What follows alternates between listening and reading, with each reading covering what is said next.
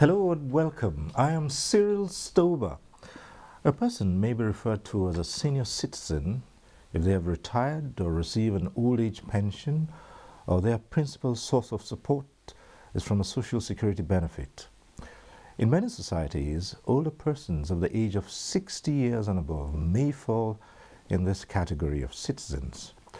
Now, given the challenges and peculiarities of aging, certain safety nets are often put in place for the elderly. In Nigeria, the National Senior Citizens Center Act of 2017 facilitated the establishment of the National Senior Citizens Center to identify the needs of senior citizens and to cater for them. Dr. Emem Omokaro is the Director General of the center. She joins me to examine how the center can impact the lives of older persons. Dr. Omokaro, thanks for joining us on One-on-One. Thank you so much. What a season to sit with you. Right, thank you. I really need to thank NT and Nscc. We are grateful for how you have magnified our voices, taken us to the homes of Nigerians, and then helping to accelerate our efforts. Thank you so much. Thank you, too. Thank you.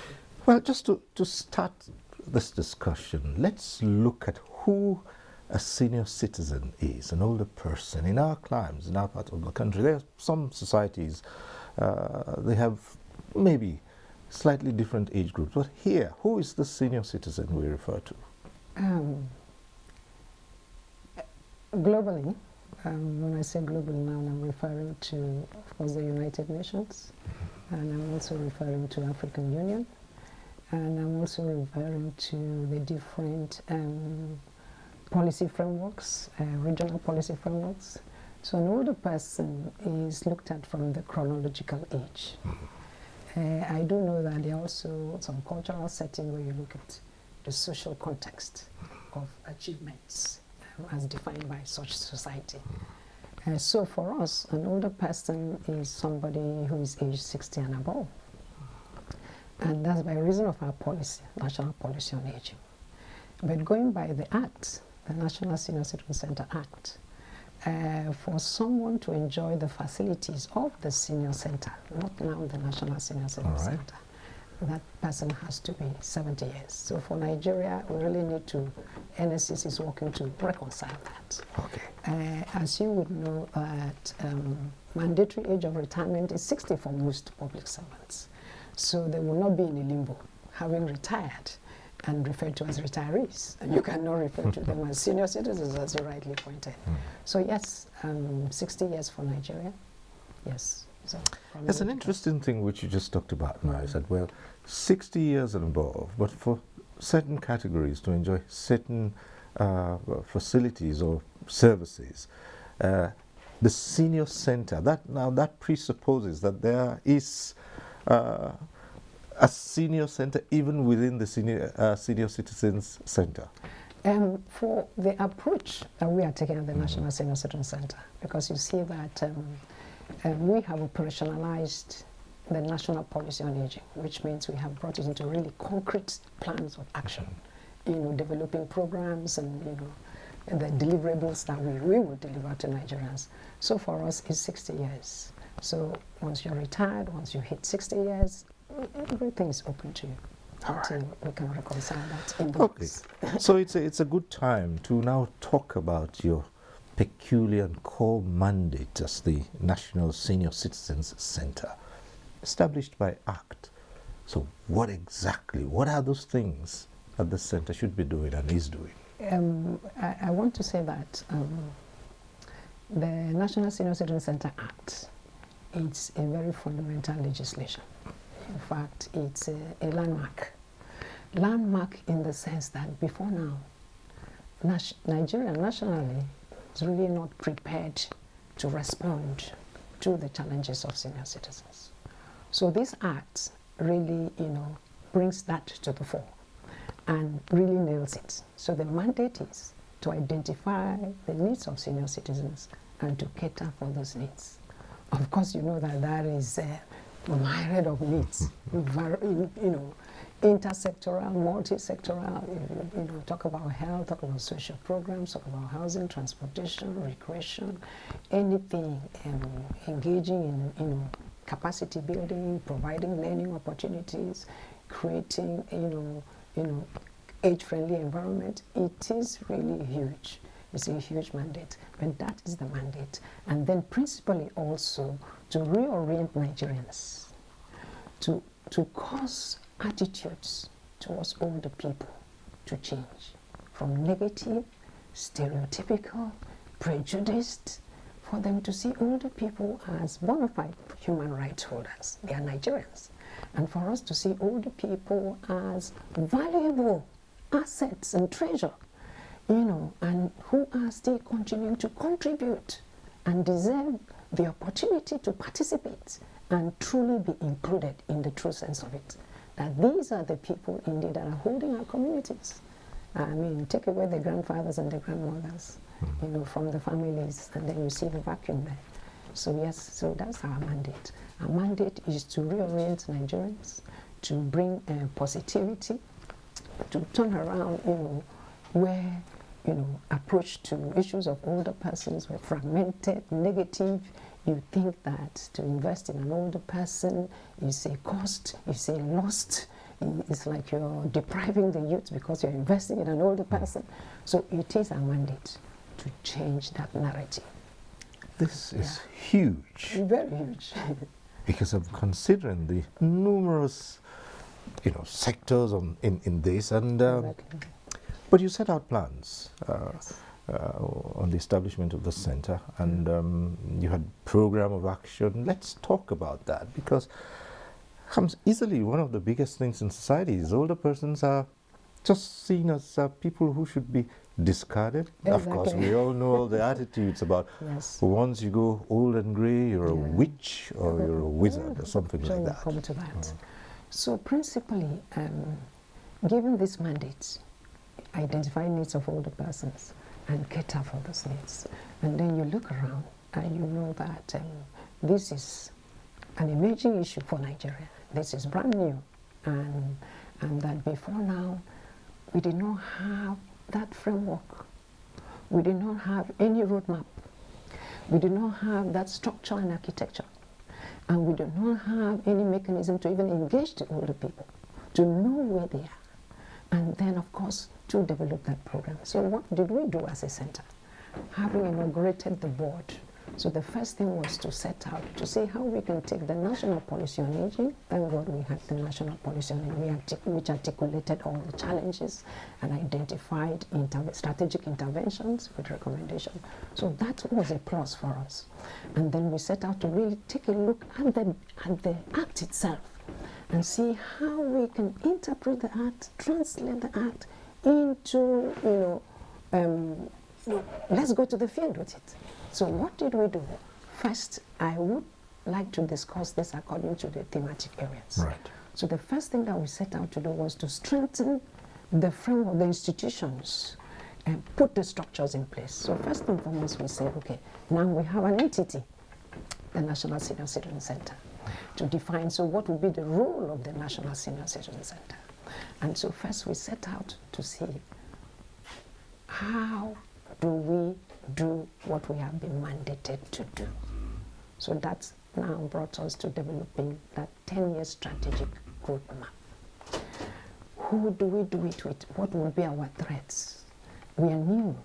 Who are we to collaborate with? Who and what can we initiate? Some things, given that you have MDAs who have statutory mandates in this area that intersect our mandate. For instance, health.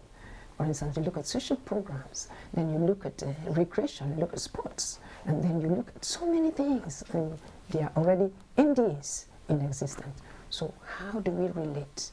So first and foremost, we needed to define ourselves, who we are, and what we are called to do. We will initiate, we will collaborate, we will coordinate, and of course, we will, monitor and continue to evaluate what we can do with others. So that was mapping the MDs that were relevant to us and bringing them all into the development of our strategic roadmap. because we won't develop that and then throw it at them. We wanted them to sit with us so many MDAs and civil society organizations, professional bodies in aging, representative of traditional institutions, and then, of course, private sector, and then the Association of Older Persons themselves, Nigerian Union of Pensioners, every category of relevant stakeholders, they sat across this country, and we developed that strategic framework. So you see the voice of everybody in that framework. So this is our mandate. We're able to identify the vision very clearly. We're able to identify our mission, how we're going to go about our mission very clearly. We're going to identify our commitment, our core values, and then to look at what will drive us, those drivers, and what will enable us. And of course, where will the weaknesses come from, and how do we overcome those weaknesses? So we have a 10-year strategic roadmap which has just been published. In fact, we are going to launch very early next year. And then after that, the next thing was to take the policy on aging. Now we have a policy, it's just paperwork, theory. So how do we bring it to the field? So also we sat with the stakeholders, we brought consultants, and we were very supported by the UN Department of Social and Economic Affairs, the Division of Social Inclusion, who provided the technical support. So we worked with the consultants and the stakeholders. Now we have, for the first time in this country, we have a national plan of action on aging, meaning that all the objective and all the strategic interventions that were proposed in the policy now have been broken down practically. So you could see, for instance, you take income security. This is our plan for to ensure that older persons come out of poverty. This is our plan, broken down. And then you see, okay, how do we build their capacity? This is our plan. So there is nothing you see in the Act, and there is nothing you see in the national policy that you will not see thoroughly, practically broken down. How we are going to go about it, who we are going to go about it with, the timelines, and these are our key performance indicators. So we have all that. And then having done that, the next thing that we sat down to do was, so how do we, what are the numbers? Right. The data. And then, of course, you know that over these years, it was really not very desirable, so to speak, to, include older people in national surveys and then sit down to disaggregate so that you really know, okay, these indicators are for older people. So what we did was, having identified all our partners in their different statutory mandate areas, of course we start with MBS, because MBS, of course, they have current surveys, national surveys, the national living standard survey, Nigerian living standard survey. They sat with us. We formed a technical team, and they were able to break down and disaggregate the data for us. And then, of course, we went to NASCO, the National Social Coordinating Safety Nets Coordinating Office. They sat with us. Data for the poor and vulnerable. They broke that down for us.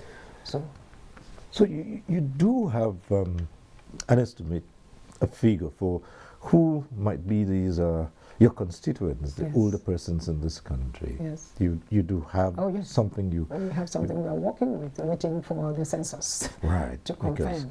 Because that too, knowing just the number you have to be dealing with. Yes. There's so much here. The question of data, and if I do recall, there was something about registration and having a database for all senior citizens and older persons. How far with that? Is this part of what you've just explained? That's a mandate. That's one of the core mandates, and is contained in that act, that we should keep records of senior citizens, have their statistics in the databases. And that would be a pretty interesting part, because we do know from past experiences and attempts at census that Nigerians are not given to disclosure. They don't like to talk about their age, and at some point in time we had issues, in fact, determining the correct ages of people. Even now, it's still a challenge. I'm sure that the National Population Commission has carried out extensive sensitization about the importance of census. They have been to every nook and cranny. So we are with the National Census, and then we are working, we have a partnership with the National Population Commission, because they have included serious indicators, very comprehensive indicators, that when those are disaggregated, we're able to have some very good numbers and indicators. But at the same time, we have worked with MBS, you know, even when it comes to entrepreneurship, how many people 60 years and above own enterprises? We have really worked with MBS to break down a lot of things. Even,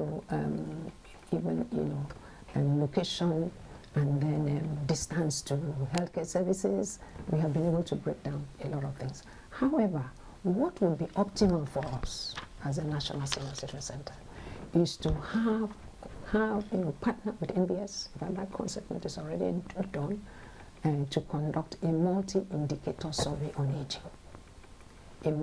Because there had never been any baseline concerning older people. And because, well, general census and all that is okay. But where you now target aging specifically, and then you bring all the indicators that might escape national census and national survey, and the focus is on aging. Once you do that, then you got the baseline across all the sectors and all the challenges. So that's what we intend to do. And we are working with MBS to be able to do that. So when we have all this, then we can truly say, yes, we can build our database. Even with NASCO, we're also working with NIMSI. We're also working with NIMSI as well. So they're enrolling older people, they are disaggregating, then pushing those numbers to us. Older people have peculiar challenges. I'm looking at this now, and even amongst older people, you have peculiar challenges for males and females. Yeah. This is also another challenging point, because generally we might say the issues are health, transportation, and access to income, then income as well. income And you have all these, and sometimes we don't even know where to start off with. For your center, but the beauty of it is that we identify two strategic pathways, so we are not overwhelmed. So we are not inventing everything. So now, first and foremost, we map all the MDs who have statutory mandates in these areas that you're talking about. You're talking about health, you're talking about primary health. yes, let's look at National health. Primary Healthcare Development Right. Agency. Let's look If at you're health, talking about for income instance. security, you have the national ND, the National Directorate of Employment, and you have so many other agencies that have this mandate. So we say we should talk about health.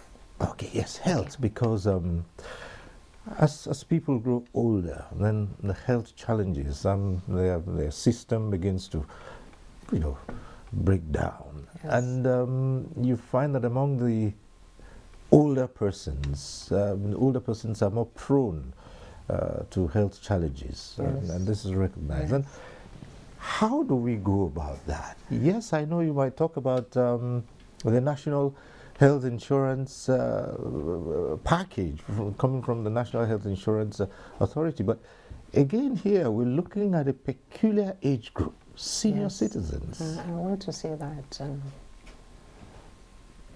if we look at the system, it's a federal system that we run. You have the federal government, you have the state government, and then of course you have the local government. Yeah. And health, as you have seen, is on the concurrent list. The beauty of this now is that, the National Senior Citizen Center, with this mandate now, and the legislation that, inaugurated it, now can initiate and then encourage, the persons with the principal mandates, to see the gap and to see the need. I give you an example. The National Primary Healthcare Development Agency. Of course, for a long time, we have 14,000 primary healthcare facilities. I got to learn across. But you would know that there really was no alignment of the primary healthcare to the needs of the older people. But I want to say, as I'm speaking now, that we're working with the National Primary Healthcare Development Agency and the WHO to be able to do that through the framework that is called ICO, Integrated Care for Older Persons, where, of course, now issues of basic geriatric care is going to be, integrated, mainstreamed into the curriculum. We did not really have this. Right, that's true. And then, of course, issues of training the CHUs, those community healthcare extension workers, where the focus was on maternity health all the time. So now training them. So we have gone far, working with WHO, working with the National Primary Healthcare Development Agency, and also working with executive secretaries of state primary healthcare development boards to do the assessment. And we have picked FCT and Adamawa as our pilot cases. So once we do this, and we are very much interested in not only getting the old persons to come to an age-friendly facility, primary healthcare basic facility, but getting the extension workers to go where the older people are. So everything in between, we have identified the gaps, the human resource gaps, the infrastructure gaps, and all those things. And it's a tall thing, principally because we are not the primary statutory mandate holders. So those are part of the thrust that we look. How do we go about? We want to come with speed, but they are catering for the entire population of Nigeria. That's true. So you can't pull them to focus on it. But we have made some strides. And then look at social care. But when we talk about healthcare for older people, you must also look at the social aspects, because you have most older people at home. Most of them really have, increasing incidents of multimorbidity. They are battling with high blood pressure, battling with arthritis, battling with respiratory. And then you have helpers in the house, caregivers in the house who have no clue about these things. So Nscc is interested in setting standards for home care, for whatever facility that is necessary to be open, and not just by ourselves, but working with all the agencies and ministries that have the mandate. In fact, we have kicked off that, and we are working to ensure that we bring care quality assurance together in agreement with all the stakeholders, care quality assurance and competency. So train the caregivers, certify care agencies, and then have a national curriculum for training. We have really gone, some extent with that. So yes, Nscc is looking at health and social care. Nscc is looking at aligning the needs of older persons across the general hospitals, the tertiary hospitals. There was a directive a long time ago. There's a National Health Council directive that every tertiary health institution, like the teaching hospital, should have geriatric center. If you have set up geriatric centers, if you have geriatric units. So Nigeria is gradually, getting to that place. And I think that the setting up of the National Senior Citizen has accelerated it, because we are very particular about health and social care. And by next year, we will have, made some strides, some very reasonable progress, setting up the standards. True that this is multi-sectoral, it cuts across, and even when you look at the challenges themselves for older persons, they're all intertwined. Yes. Take transportation, for instance, older persons who need to move around. And in some climes, they would say they have a reduced rate, they pay less. It doesn't happen here, but of course we know that there is there's almost a near absence of transport infrastructure here. Yeah, yes, and you really hit it there. Where you have free transportation, Lagos already is running free transportation on their BRT for older persons.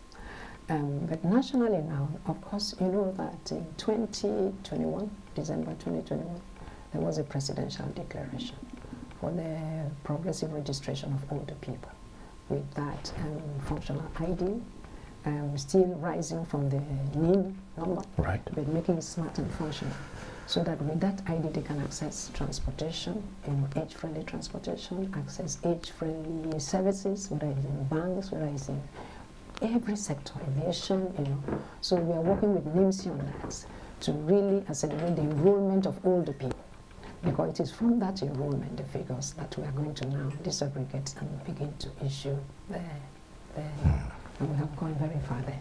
At the same time, there are campaigns, I'm sure. Thank God for NTA. You've been watching some of our campaign. I should really thank NTA and other, that have really helped us to put it on your prime time.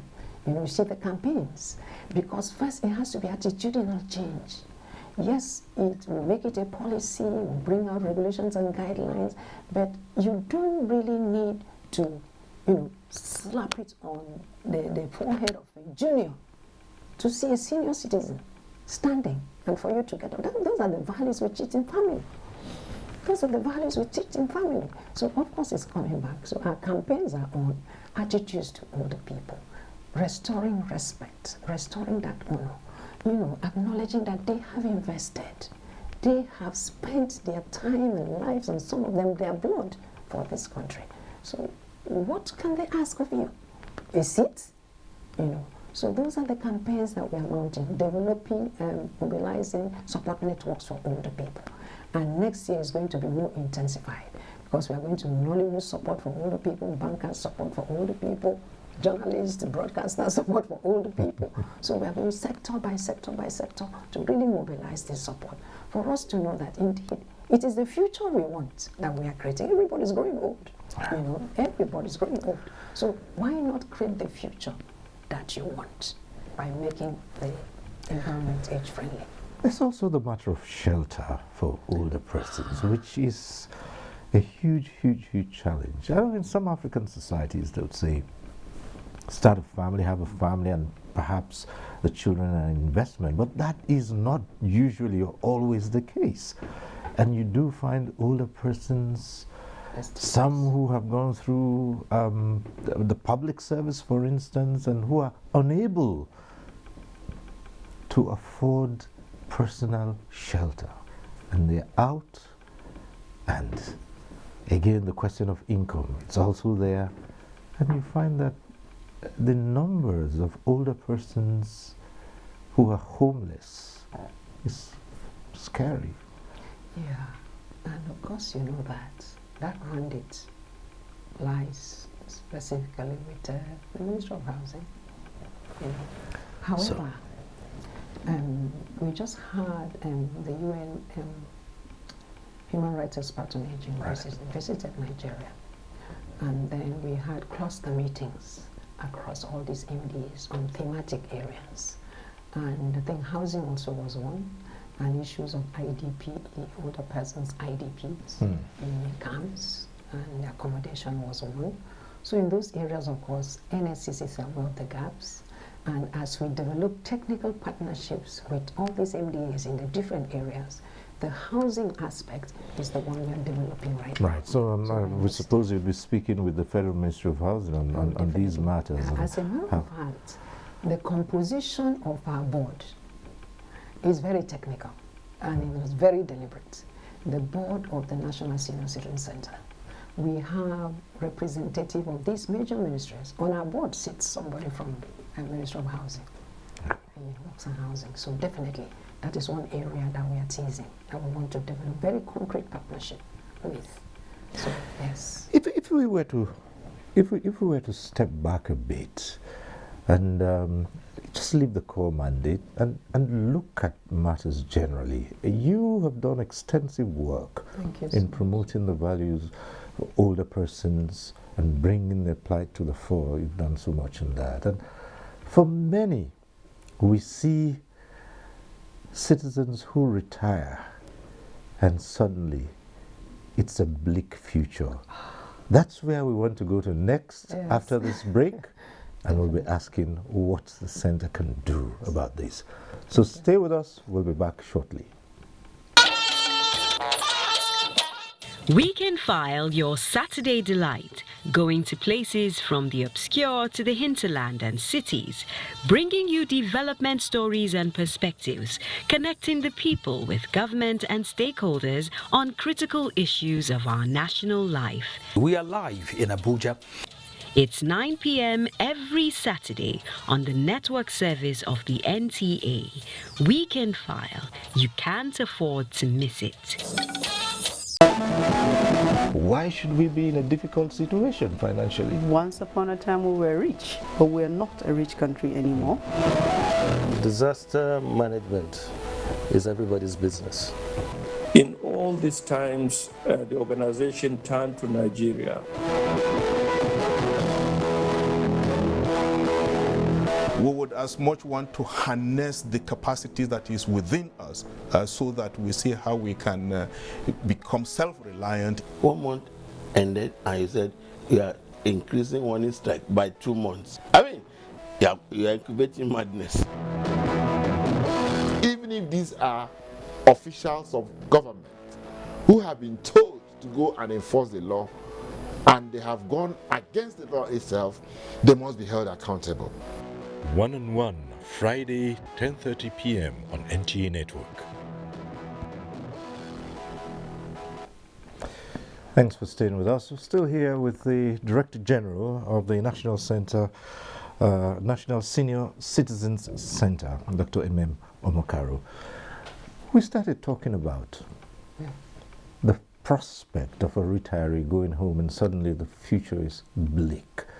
And this can be scary. And this is the plight of many senior citizens, especially those who have been in public service. And sometimes they look at retirement as a curse. How can you begin to address this? Retirement is just more than disengaging from work. I mean, disengaging from activities that one had been engaged in for 35 years, a routine, a schedule, an environment, relationships, and of course, just knowing that this is my room. You get up and you occupy that today is filled up with the room, and then suddenly there's disengagement. So yes, I acknowledge that it's psychological, social and can cause a lot of stress. And then I also acknowledge that there are different thematic areas that cause this concern. One, first and foremost, is preparedness. You know, when the mind is prepared, I don't want to sound like a psychiatrist now, the mind is prepared and the life that is led is wholesome. In other words, you find where, the 100% of somebody's life is given to work most of the times. See, 100%. Everything is focused on work. Maybe a little about family. And then at some point you need to disengage, and you disengage 100%.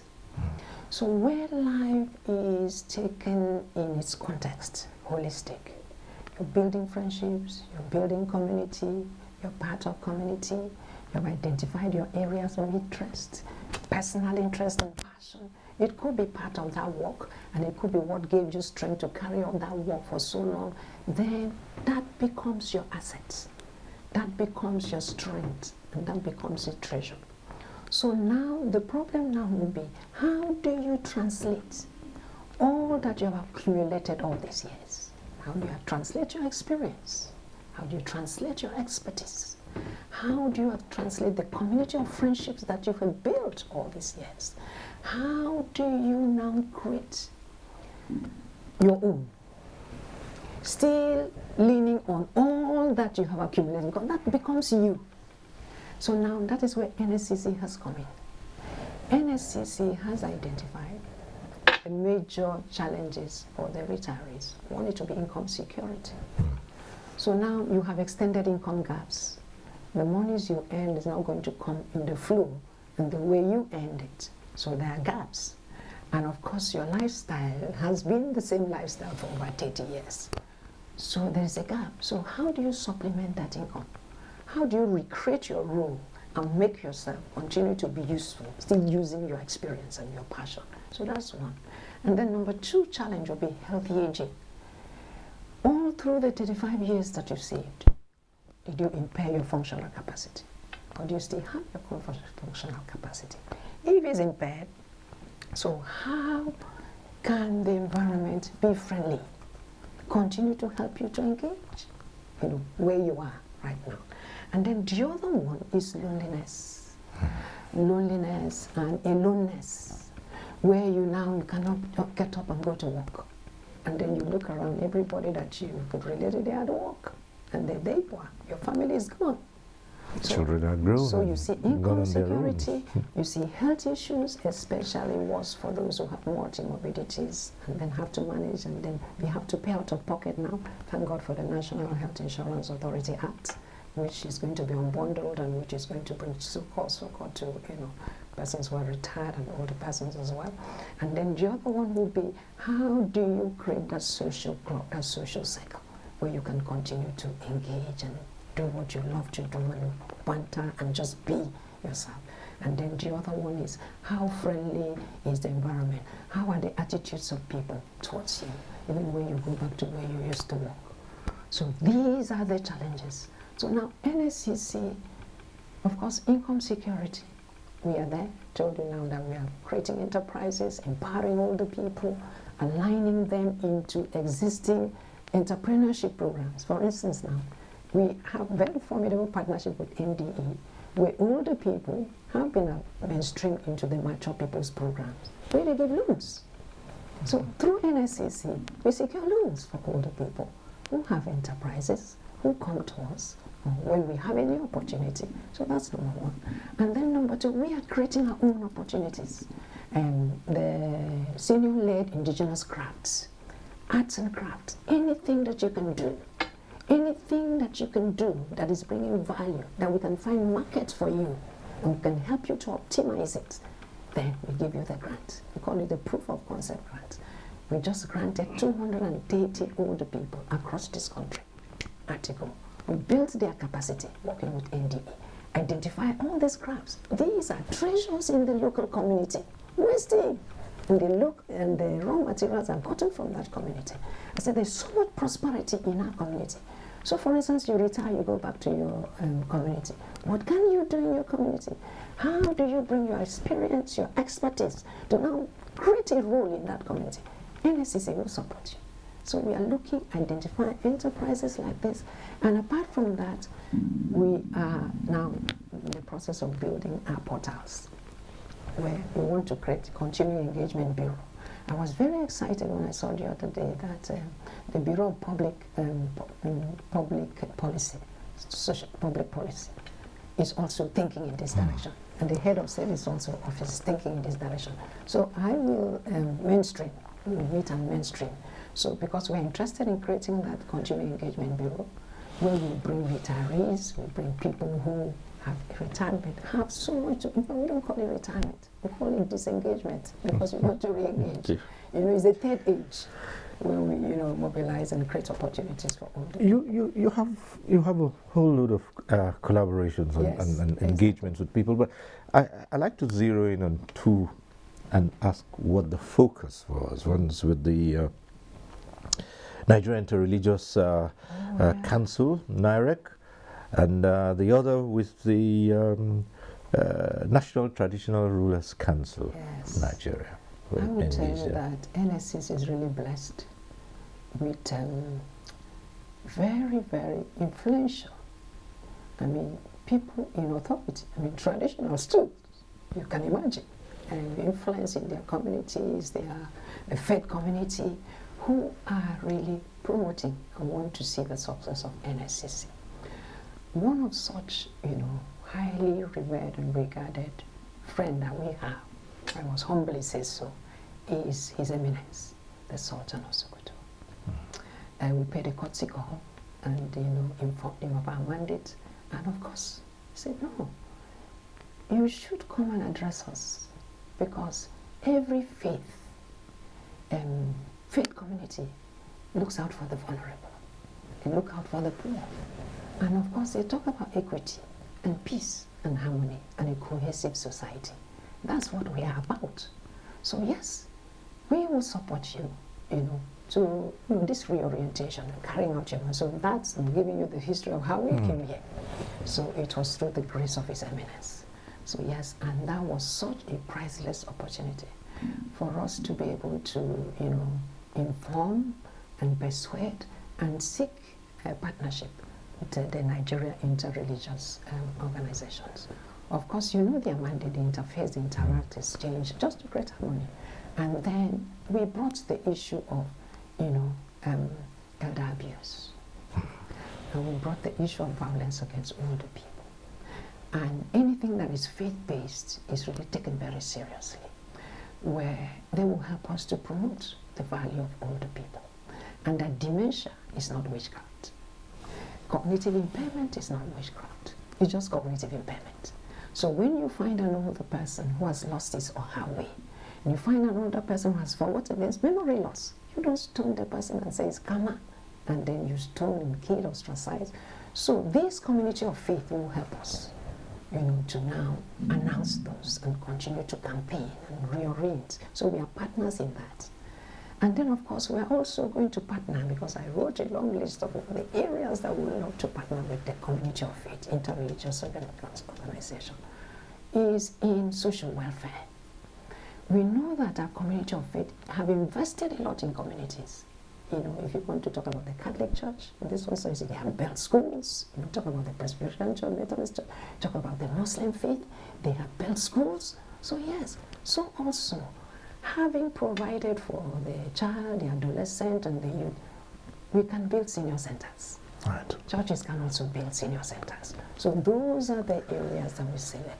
We have philanthropists, very wealthy men who, they can, build and brand the senior centers.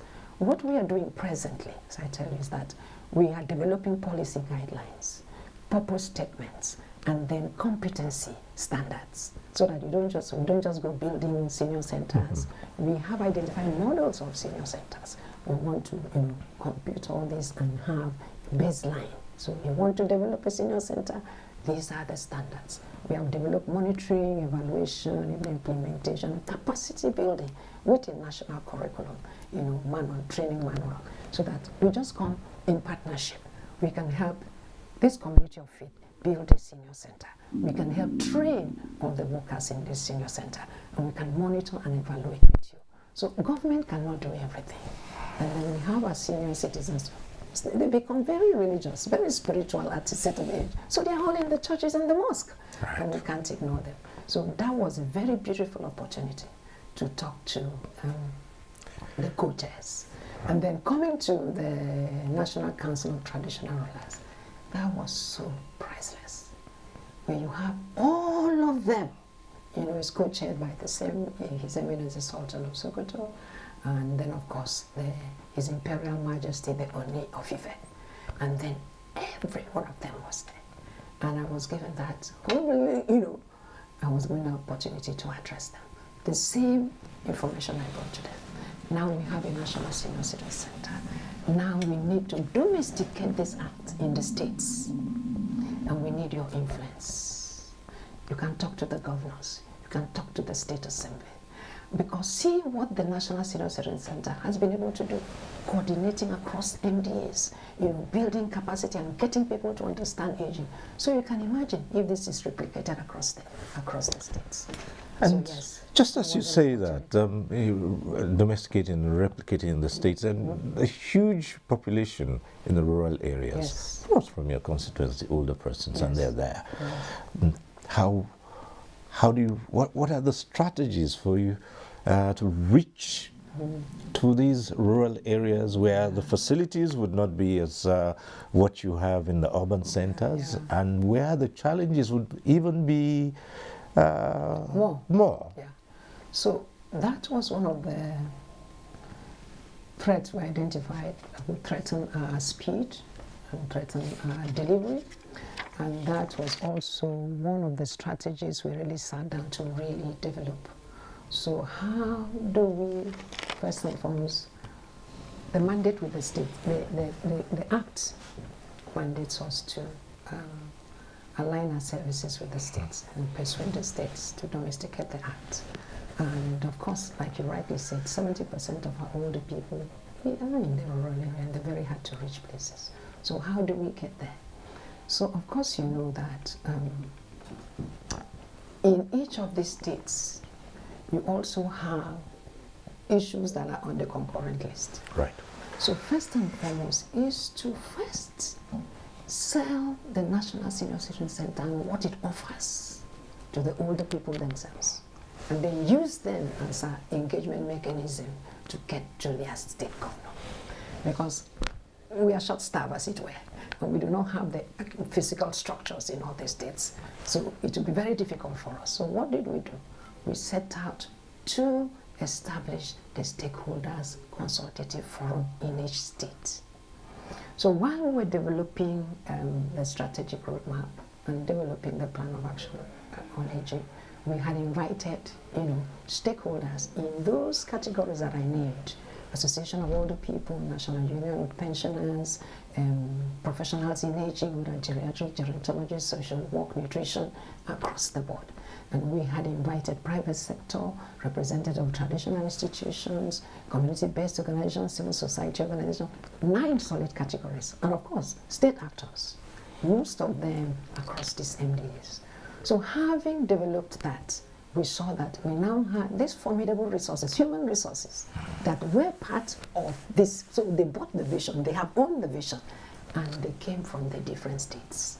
So what we did was to mobilize and to partner with them to now facilitate the mobilization of the same categories of stakeholders in each state, which they did, mobilized, and then we gave our thematic areas. In any state we're interested in health and social care, so we need somebody among these formidable stakeholders who has the competency to be the vice chair. And then anybody who is interested can line up behind. And then another area is we're interested in learning opportunities and continuing engagement. So somebody vice chair to be in charge.